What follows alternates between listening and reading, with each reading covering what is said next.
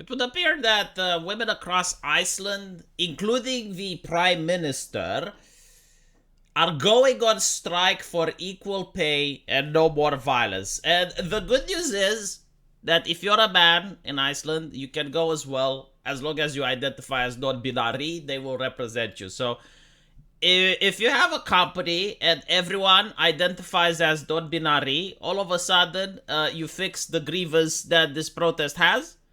Because if you abolish gender, then there are no more gender grievances, right? So I do hope that if you do run a company in Iceland, if you happen to be a woman, actually, because women can employ people, right? Suggest to your employees that they can identify as non-binary.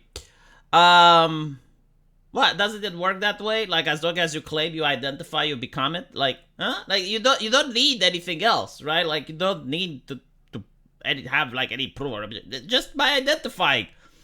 But you know, all jokes aside, I gotta say from my personal experience, knowing a little bit of history, especially having the cynicism that comes from being Eastern European, I can say without a doubt that every single time I see a protest where the prime minister or the president or some influential person that is holding power and is part of the establishment is also joining the protest, that protest is a grift. You can't convince me otherwise. And as you can see here, you know, they're talking about equal pay. But when you look at it, Iceland has been ranked as the world's most gender equal country 14 years in a row. In other words, according to the World Economic Forum and many other prestigious institutions, there is no other country on earth or in human history that had more equal pay than Iceland.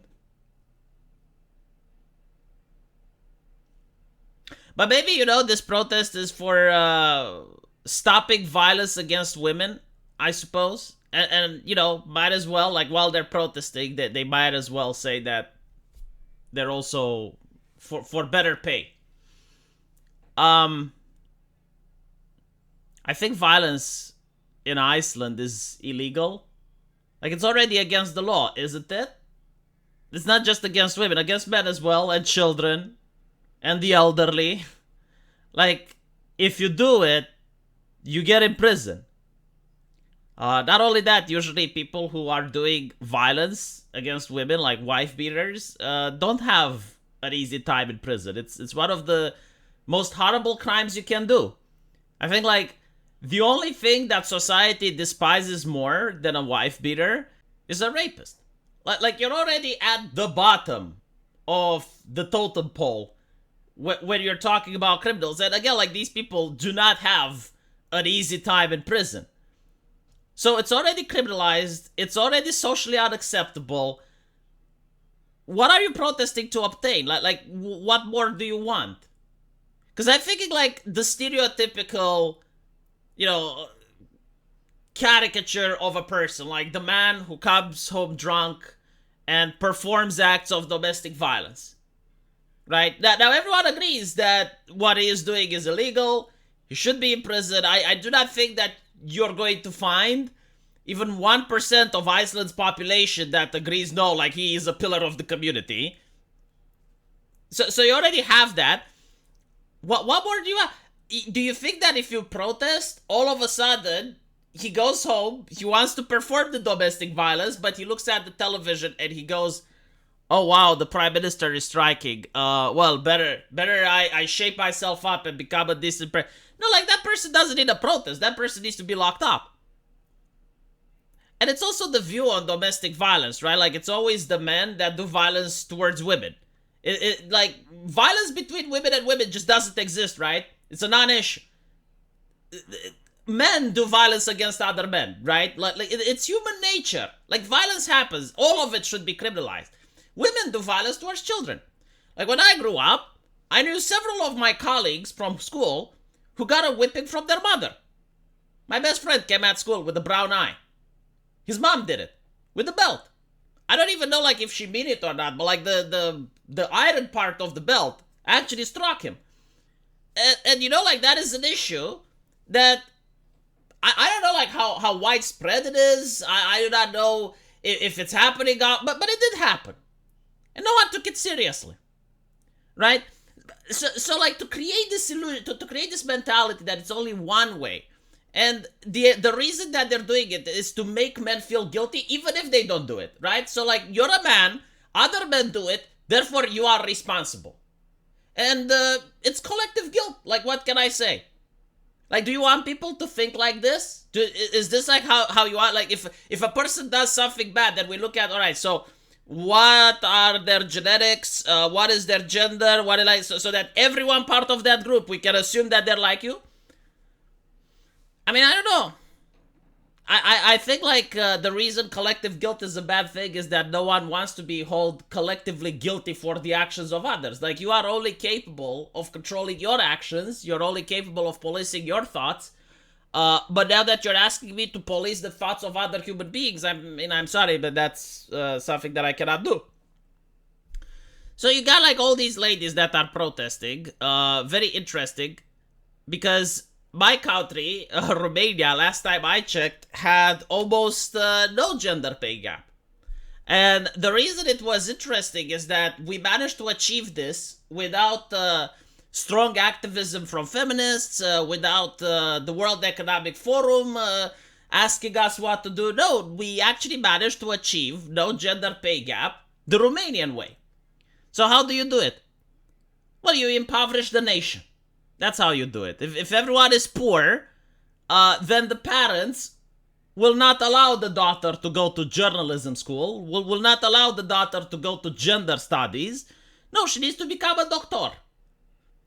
And I showed this on my live stream, that this is like how the Eastern European family sits at the dinner table. Like, you notice that the colors are washed up.